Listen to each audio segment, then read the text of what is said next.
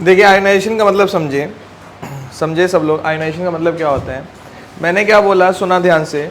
Conversion of an atom, क्या बोला मैंने? Conversion of an atom in cation is ionisation. Ionisation का मतलब समझ में आया क्या बोला मैंने? अगर किसी एटम को कैटायन में कन्वर्ट करेंगे तो उसको हम बोलते हैं आयोनाइजेशन। एक सिंपल सा टर्म बता रहा है आयोनाइजेशन का मतलब।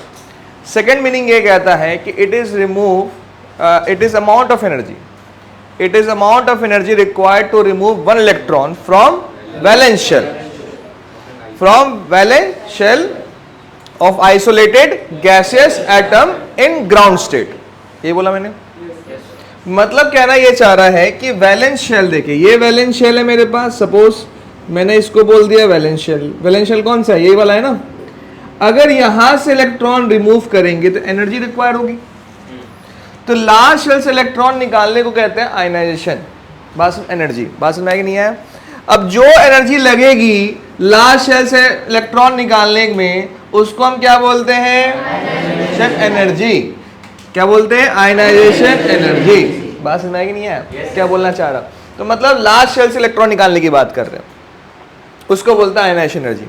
अब समझे इस जगह पे प्रोसेस क्या है, एंडोथर्मिक या एक्सोथर्मिक? एंडोथर्मिक क्या होता है याद करो? एनर्जी अब्सॉर्ब करते उसको क्या बोलते हैं? क्या बोलते हैं उसको? एंडोथर्मिक। और एनर्जी रिलीज करती है तो क्या बोलते हैं? क्या बोलते हैं उसको? क्या बोलते हैं उसको? क्या बोलते हैं उसको? एक्सोथर्मिक। जब एनर्जी एब्सॉर्ब करती है एंडोथर्मिक, एनर्जी जब रिलीज करती है एक्सोथर्मिक। बात समझ में आएगी नहीं है? क्लियर सबको? चलिए फिर से वापस आते हैं। जब एनर्जी इसको मिलेगी, किसको? एटम को। जब एटम को एनर्जी मिलेगी, क्या बोला मैंने? जब एटम को एनर्जी मिलेगी तो लास्ट शेल से इलेक्ट्रॉन तभी निकाल पाएंगे।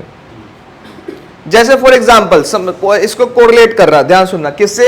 जब मेटल देखा, मेटल कोई सा मेटल लो, आयरन मेटल ले लो। आयरन मेटल को क्या कर दिया मैंने? हीट दे दिया, इतना हीट दे दिया, इतना हीट दे दिया कि मेल्ट करने लगा। अब आयरन को तोड़ना आसान है। ऐसे मान लो ये आयरन रॉड है, इसको तोड़ पाओगे कभी? हाथ से नहीं तोड़ पाओगे आयरन रॉड। वही इसको मेल्ट कर दिया जाए, इसको गैसियस फॉर्म में कर दे या मेल्ट फॉर्म में कर दे तो निकालना आसान होगा? निकालना आसान होगा कि नहीं होगा? एक तरह से एटम से इलेक्ट्रॉन ही तो निकाल रहे हैं। तो निकालते हैं, जब निकालते हैं तो एनर्जी देनी पड़ती है। एनर्जी जब दी जाएगी तभी निकलेगा, तभी लूज करेगा। वो अपना एटम क्या करेगा? लूज करना स्टार्ट कर देगा। नहीं है समझ में? जब एनर्जी दी जाएगी तो एटम क्या करेगा? यहाँ पे एनर्जी लूज करना, यहाँ पे सारे इलेक्ट्रॉन क्या करें? लूज हो जाएंगे और निकालना आसान होगा। नहीं आया समझ में? क्लियर हुआ ये चीज? क्या बोला मैंने? चले तो ये समझ में आया। अब आता है, लिखे next point, it is endothermic process. It is endothermic process. जैसे मान लो मैंने क्या बोला, देखिए सारे पॉइंट समझेंगे एक एक करके। इलेक्ट्रॉन जब निकालेंगे तो ए पे पॉजिटिव चार्ज आएगा या नेगेटिव चार्ज आएगा? पॉजिटिव चार्ज आएगा। ये बात सबको समझ में आ रही है? ठीक है, इसको बोल दिया आयनाइजेशन एनर्जी फर्स्ट। समझे इस जगह पे कि देखिए यहाँ पे क्या कहना चाह रहा कि एक इलेक्ट्रॉन जब निकलेगा तो चार्ज पॉजिटिव आ रहा है। अब देखिए मैं बोल रहा कि गैसियस एटम को यूज किया मैंने लिखा आइसोलेटेड गैसियस एटम। आइसोलेटेड का मतलब होता है किसी कंबाइंड फॉर्म में नहीं है, किसी कंबाइंड फॉर्म में नहीं है। बात समझ में नहीं आया? फ्री एटम है। क्या है? फ्री है। जैसे ए है ना, कोई कंबाइन है किसी के साथ नहीं। एक क्या है? एक एलिमेंट है, उससे एक इलेक्ट्रॉन निकाला, उसमें एनर्जी जो रिक्वायर हुई उसको हम आयनाइजेशन एनर्जी बोलते हैं। बात समझ में आया कि नहीं आया? क्लियर है? अब देखें यहाँ पे मैंने बोला कि अगर A प्लस से एक इलेक्ट्रॉन और निकाला जाए तो क्या हो जाएगा? A2 plus plus electron, ionisation energy 2 बोल दिया। अब सुनना एक और बात, गैसियस आइसोलेटेड, आइसोलेटेड का मतलब समझ में आ गया सबको? गैसियस का मतलब है कि देखिए गैसियस फॉर्म में निकालना आसान है, सॉलिड फॉर्म में नहीं निकाल सकते। अगर मैं बोलूं यहां पे कि सोडियम है मेरे पास, सोडियम में एक इलेक्ट्रॉन निकाला जाएगा, एक इलेक्ट्रॉन निकाला जाए तो क्या ये स्टेटमेंट सही है? तो आंसर नहीं। क्यों सर? स्टेट बताओ। मैंने कहा सॉलिड, क्या निकलेगा? नहीं निकलेगा। क्यों? सॉलिड स्टेट है। अगर सोडियम को गैसेस स्टेट में कर दिया जाए तो इलेक्ट्रॉन निकाल सकते हैं। बात समझ में आएगी नहीं है? ये कॉन्सेप्ट है आयनाइजेशन का। मेन कॉन्सेप्ट क्या है? ये। और बोलता है लास्ट पॉइंट बोलता है इन ग्राउंड स्टेट। क्या बोलता है? In ground state. तो ग्राउंड स्टेट में ही कर रहे हैं, एक्साइटेड स्टेट में नहीं कर रहे हैं। अब एक्साइटेड स्टेट क्या होता है थोड़ा सा सीखेंगे बाद में, कोवेलेंसी जब स्टार्ट होगा। बस इतना समझे कि अभी जो भी स्टेट दिख रहा है सब के सब नेचुरल स्टेट है, नेचुरल स्टेट है। बात समझ में आएगी नहीं है? अभी यहाँ पे समझे इस जगह पे मैंने क्या बोला कि सोडियम, अगर मैं बोलूं सोडियम की बात कर रहा, गैसियस फॉर्म में है तो इलेक्ट्रॉन निकाल लिया मैंने। अब देखिए 2,8,1 होता है, ये होता है इलेक्ट्रॉनिक कन्फिगरेशन, और इसका क्या होता है 2,8। तो यहां पे एनर्जी जब दी जाएगी इसको तो इलेक्ट्रॉन लूज करना आसान है। क्यों? एक इलेक्ट्रॉन लूज करना आसान क्यों है? क्योंकि ऑक्टेट कंप्लीट हो जाएगा। तो सोडियम तो चाहता ही कि भाई साहब एक इलेक्ट्रॉन लूज कर दे, सोडियम चाहता है ना एक इलेक्ट्रॉन लूज कर दे। अब देखिए यहां पे समझे दोबारा, अगर मैं बोलूं यहां पे अब यहां से एक इलेक्ट्रॉन निकाल दो तो इस सोडियम पे क्या चार्ज आएगा 2+। अब यहां पे क्या था 2,8 और यहां क्या हो जाएगा 2,7। तो ये निकालना चाहता है एक इलेक्ट्रॉन, फिर भी निकाल रहा मैं, फिर भी निकाल रहा, तो बहुत एनर्जी ज्यादा देनी पड़ेगी हमें। तो इसमें अगर कंपैरिजन करूं कि सबसे ज्यादा एनर्जी किसमें लगेगी, I2 होगा कि I1 होगा? I2 होगा। नहीं है समझ में? समझ में आया कि नहीं है क्या बोला मैंने?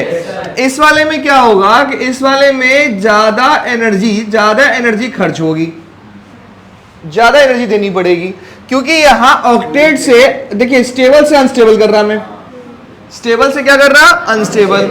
अरे समझ में आया कि नहीं आया? तो इसलिए कहा जाता है जब सक्सेसिव फॉर्म की मैं बात करूं, सुनना ध्यान से, अगर मैं सक्सेसिव फॉर्म, ये सक्सेसिव में है, ठीक से देखना, यहां पे क्या हो जाएगा A3 प्लस इलेक्ट्रॉन I3 हो गया। तो इसका मतलब ये क्या है, ये सक्सेसिव फॉर्म में है। तो एक इलेक्ट्रॉन लूज किया, फिर एक और इलेक्ट्रॉन लूज किया, फिर एक और इलेक्ट्रॉन लूज किया। सक्सेसिव फॉर्म में क्या होता है कि आयनाइजेशन एनर्जी होती है थर्ड की ज्यादा होती है सेकंड से, और सेकंड की ज्यादा होती है फर्स्ट से। ये हम प्रूफ कर सकते हैं इसी वजह से, इस एग्जांपल से। आया समझ में ये चीज? ठीक है, ये लिख ले, लिख लिया सबने? लिख लिया? अब समझे इस जगह पे फिर से एक बार मैं दोबारा समझा रहा, आइसोलेटेड का मतलब क्या? आइसोलेटेड में कंफ्यूज नहीं होना है। आइसोलेटेड का मतलब क्या? अब मैंने बोला सोडियम की बात करी, मैंने NaCl की बात करा नहीं करा। NaCl क्या है? कंबाइंड फॉर्म है। NaCl क्या है? कंबाइंड फॉर्म, आइसोलेटेड नहीं है, आइसोलेटेड एटम नहीं है। आइसोलेटेड और कंबाइंड फॉर्म का मतलब समझिए, डिफरेंस समझ में आया? ये आइसोलेटेड है, अरे है, ये आइसोलेटेड है, समझ में आई चीज? आइसोलेटेड का मतलब क्या होता है? ठीक है, अब चलिए अब आते हैं trends of ionisation energy in periodic table. ठीक है, अब सुनेंगे ध्यान से, लिखना बंद करें, लिखना बंद कर दो। अलोंग दी पीरियड की बात कर रहा मैं, अलोंग द पीरियड की मैं बात करूँ, सुनना ध्यान से। अलोंग द पीरियड की मैं बात करूँ, अलोंग द पीरियड में क्या होता है, कहता है कि जब लेफ्ट टू राइट मूव करते हैं, जब लेफ्ट टू राइट मूव करते हैं तो आयनाइजेशन एनर्जी इंक्रीज होती है। सुनना ध्यान से, यहां लिख रहा मैं, while moving left to right, left to right ionisation energy क्या होती है? Ionisation energy increases due to increase in Z effective. ठीक है, Z इफेक्टिव इंक्रीज करने से, Z इफेक्टिव याद है कैसे निकाला था? इफेक्टिव न्यूक्लियर चार्ज, ठीक है, याद है सबको? Very good, very good, very good, ठीक है, याद है सबको? बहुत बढ़िया, ठीक है। तो मैंने कहा कि यहाँ पे सबको याद होगा कि Z इफेक्टिव इंक्रीज करता है अलोंग द पीरियड, जब जाएंगे तो मतलब न्यूक्लियर चार्ज की बात कर रहे हैं, इफेक्टिव न्यूक्लियर चार्ज। तो इफेक्टिव न्यूक्लियर चार्ज क्या होगा? एटॉमिक नंबर पे डिपेंड करेगा, तो जितना ज़्यादा एटॉमिक नंबर होगा उतना ज़्यादा बढ़ेगा। तो ये ऐसे भी टेक्निक से समझ सकते हैं। तो अलोंग द पीरियड में क्या होता है? एटॉमिक नंबर बढ़ता है, अलोंग द पीरियड में क्या होता है? एटॉमिक नंबर इंक्रीज करता है, तो Z इफेक्टिव इंक्रीज करेगा तो आयनाइजेशन इंक्रीज करेगा। अब समझे इधर, यहाँ पे एक और बात, विथ लिख रहा मैं सम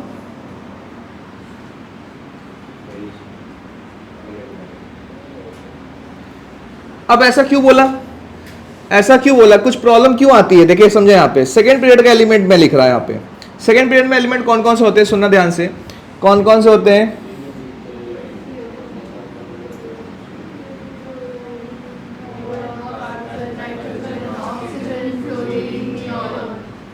ठीक है, तो कहता ये है कि देखिए ट्रेंड के हिसाब से ऐसा इंक्रीज करना चाहिए, लेफ्ट टू राइट जाएंगे तो ऐसा इंक्रीज करना चाहिए, बट ऐसा नहीं होता, ऐसा होता है।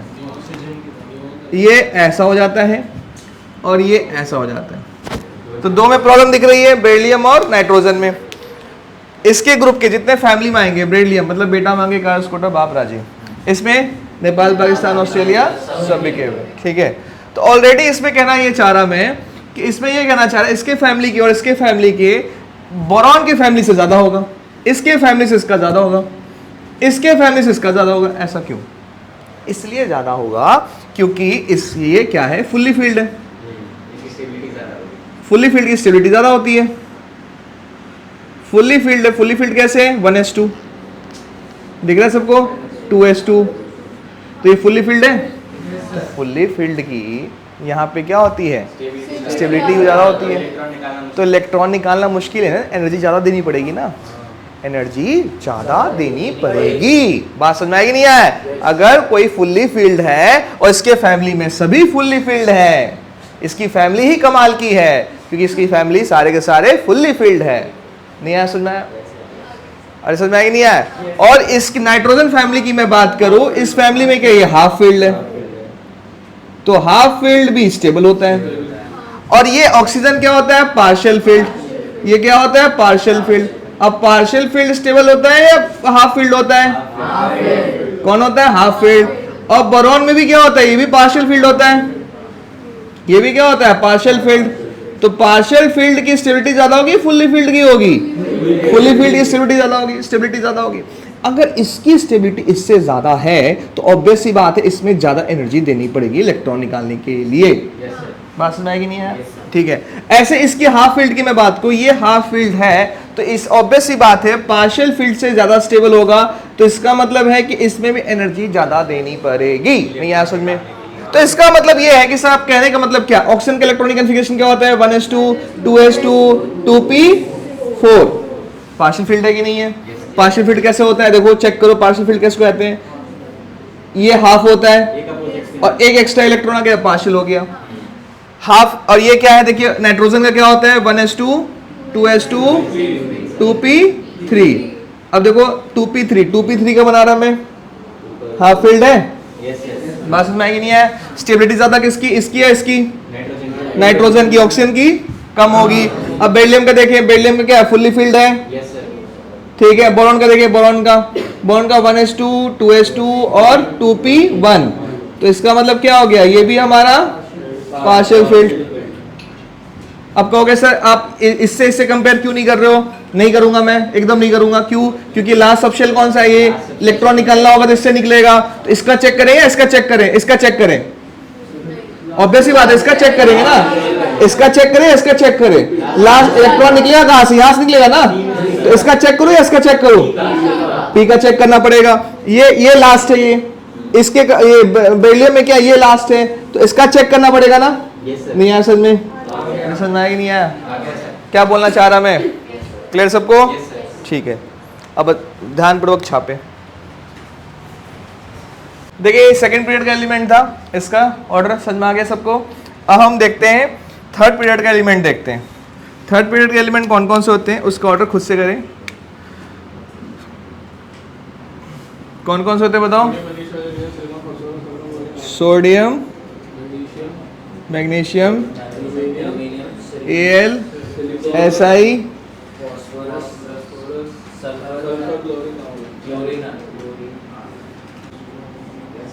बट ऐसा नहीं होता। किस में चेंजिंग आएगी? Mg और फास्फोरस में।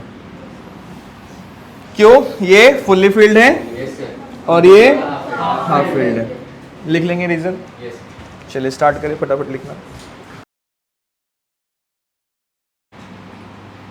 अब लिखना बंद करें, अब सुनो ध्यान से।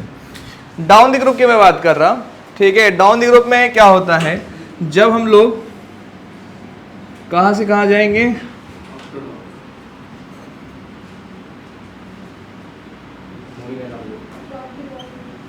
टॉप टू बॉटम जाएंगे, तो यहां पे क्या होगा, आयनाइजेशन एनर्जी डिक्रीज करेगी due to increase in size.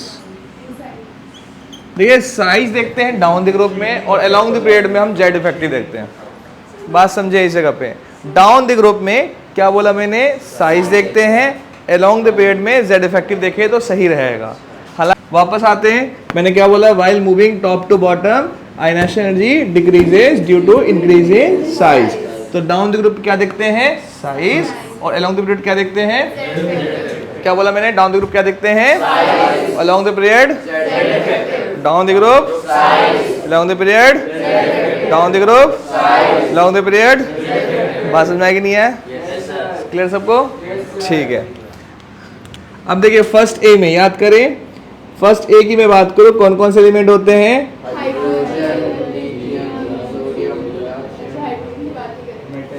और एफआर की भी बात नहीं करेंगे, ना हाइड्रोजन की बात करेंगे ना एफआर की बात करेंगे। एफआर क्यों, फ्रांसियम में क्यों नहीं बात करते, रेडियो एक्टिव एलिमेंट है। रेडियो एक्टिव एलिमेंट से तुम लास्ट शेल से इलेक्ट्रॉन निकाल लोगे, मरमरा जाओगे वहीं पे। बात समझ में आएगी नहीं है? रेडियो एक्टिव एलिमेंट है, इलेक्ट्रॉन निकालना, कपड़े खत्म हो जाएंगे, कपड़े तो छोड़ो, सब कुछ खत्म हो जाएंगे ना। वही मैं बता रहा था, सुने, अरे सुन बेचारे को बात तो सुने, आवाज दब गई उसकी। हाँ बोलो क्या बोले थे, डाउट वापस बता दूं ना? हाँ वही वापस बता रहा, ठीक है सुनना। मैंने क्या बोला, फ्रांसियम से इलेक्ट्रॉन नहीं निकाल सकते क्योंकि रेडियो एक्टिव एलिमेंट है, निकालोगे तो मरमरा जाओगे, समझ भी नहीं पाओगे मैं था कि नहीं था जिंदगी में। अब कुछ समझ में आया? समझ में आया कुछ? अभी भी दोबारा बताऊं? चले अब ये डाउन देखो, एरो का मतलब समझे, यहां से नीचे जाते हैं, लिथियम से, सोडियम से, पोटेशियम से, रुबेडियम से और सीजियम से नीचे जाएंगे तो साइज इंक्रीज होगा। अरे हाँ या ना? साइज इंक्रीज होगा। तो देखो एरो का मतलब साइज इंक्रीज हो रहा है, क्लियर है? इसका मतलब है कि नीचे से ऊपर जाएंगे तो क्या बढ़ेगा, आयनाइजेशन एनर्जी। आया कुछ समझ में? इसका मतलब है कि आयनाइजेशन एनर्जी जो है इनवर्सली प्रोपोर्शनल टू साइज। ठीक है, अब समझे इस जगह पे मैं क्या कहना चाह रहा, ऐसा क्यों होता है? अब समझे क्यों होता है ऐसा। साइज बड़ा है और साइज छोटा है, समझना। छोटे साइज से इलेक्ट्रॉन निकालना मुश्किल है, छोटे साइज से इलेक्ट्रॉन निकालना मुश्किल है, और बड़ा साइज होगा तो इलेक्ट्रॉन निकालना आसान है। तो एनर्जी ज्यादा कहाँ देनी पड़ेगी, छोटे वाले में ज्यादा एनर्जी देनी पड़ेगी। समझ में आया कि नहीं आया? क्या बोला, साइज छोटा है, इलेक्ट्रॉन निकाल रहा, एनर्जी ज्यादा लगेगी, लगेगी ज्यादा एनर्जी, और साइज बड़ा। स्माइल करोगे भाई साहब, अब तो निकालना आसान होगा, अब तो निकालना आसान होगा, प्यार से निकाल लोगे आराम से इलेक्ट्रॉन। तो लूज छोटे साइज में क्या होता है, इलेक्ट्रॉन टाइटली पैक्ड होते हैं न्यूक्लियस से, टाइटली पैक्ड होते हैं, टाइटली पैक्ड होते हैं न्यूक्लियस से। क्या बोला मैंने, टाइटली पैक होते हैं न्यूक्लियस से। और साइज बड़ा होता है तो न्यूक्लियस से दूर चलेंगे इलेक्ट्रॉन, तो लूजली हो जाएंगे बॉन्डेड, लूजली बॉन्डेड हो जाएंगे, बॉन्डेड क्या हो जाएंगे, लूजली हो जाएंगे, तो निकालना आसान हो कि नहीं है? मैंने क्या बोला, तो मैं ये बोलना चाह रहा कि इस बातों को समझे, बड़ा ध्यान से समझे मैं क्या कहना चाह रहा।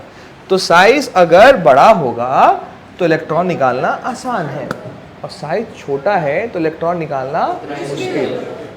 बात समझ में आई नहीं है? लिख ले इसको, और इस वाले सेकंड वाला खुद से करो।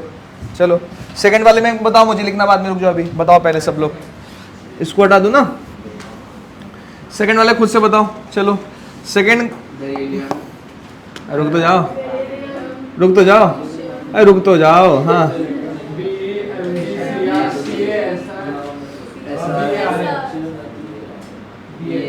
आरे आएगा, एक मिनट एक मिनट। अब यहाँ ऊपर जाएंगे तो क्या होगा, आयनाइजेशन एनर्जी इंक्रीज करेगी। इस एरो का मतलब समझ में आ रहा है?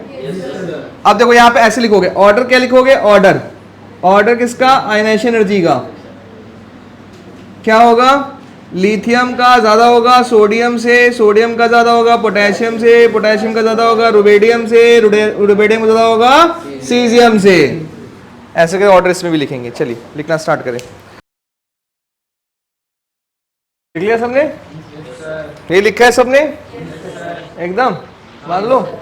चलिए वेरी गुड। अब आते हैं, ये दो खत्म हो गया, अब फैक्टर अफेक्टिंग पे आते हैं। फैक्टर अफेक्टिंग देखिए अब लिखना बंद करें, अब सुनो ध्यान से। देखिए फैक्टर अफेक्टिंग की मैं बात करूं तो इसमें पहला पॉइंट क्या था, आईपी आई जो है directly proportional to Z effective था, directly inversely proportional to size था, और साथ ही साथ इनवर्सली प्रोपोर्शनल टू सिग्मा भी होगा। क्यों? जेड इफेक्टिव का फॉर्मूला क्या होता है, याद करें, जेड माइनस सिग्मा, एक दूसरे के इनवर्सली होगा। देख रहा है सबको? सेकंड पॉइंट पे आते हैं,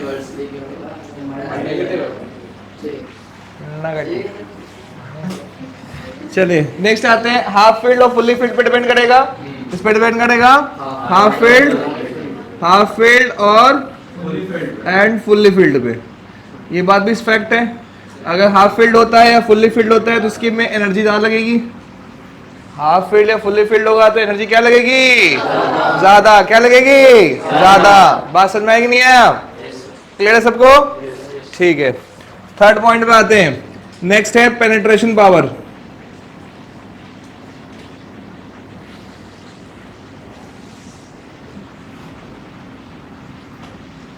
पीपी ये लिखेंगे, यहां तक छाप ले, इसका ये लिखवा दूं मैं,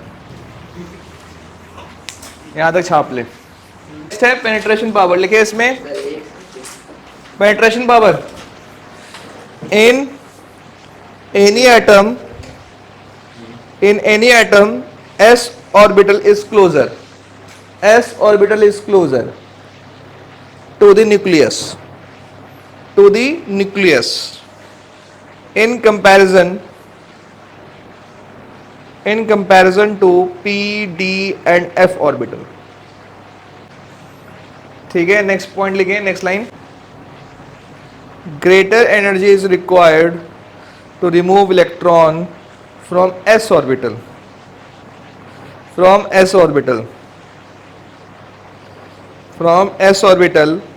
then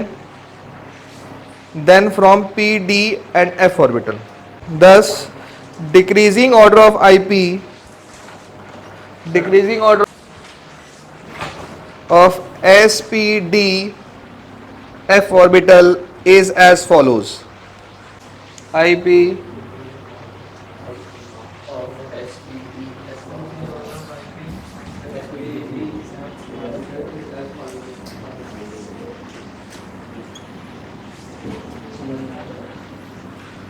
देखिए, समझे इस जगह पे क्या कहना चाह रहा।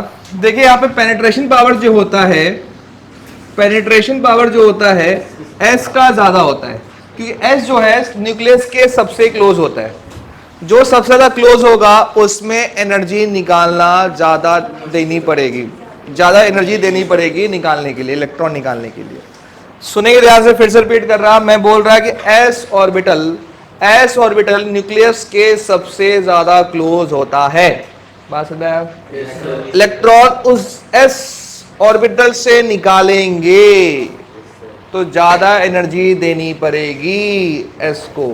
बात समझ आएगी नहीं आया? तभी इलेक्ट्रॉन निकलेगा,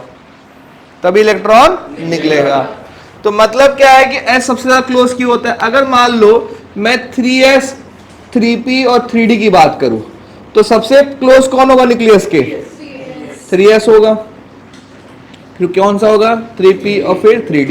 नहीं आया समझ में? अगर मैं 4s 4p 4d और 4f की बात करूं तो सबसे क्लोज कौन होगा न्यूक्लियस के, सबसे क्लोज कौन होगा न्यूक्लियस के, 4s। तो जब इसमें इलेक्ट्रॉन निकालेंगे तभी तो इससे निकलेगा, जब ये खत्म हो जाएगा तभी तो उसमें निकालेंगे, जब इसमें पूरा इलेक्ट्रॉन निकाल लेंगे तभी तो उसमें निकलेगा, जब पूरा इलेक्ट्रॉन इसमें निकालेंगे तभी तो इलेक्ट्रॉन निकलेगा इससे। तो यहां पहुंचते पहुंचते बहुत एनर्जी देनी पड़ेगी, यहां पहुंचते पहुंचते बहुत एनर्जी देनी पड़ेगी, तब जाके 4s से निकलेगा। बात समझ आएगी नहीं है?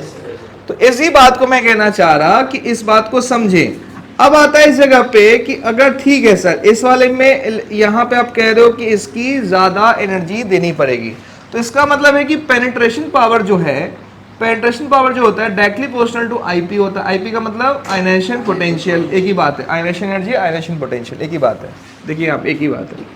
तो इसका मतलब आप ये कहना चाहते हैं सर कि अगर मैं बोलूं कि पेनिट्रेशन का मतलब है कि सबसे डीप में कौन है, ये तो डीप में यही है ना। अगर इन चारों की बात करूं डीप में कौन सा, ये है, तो पेनिट्रेशन पावर तो इसमें ज्यादा लगेगी, तो आयनाइजेशन एनर्जी भी ज्यादा इसी में लगेगी।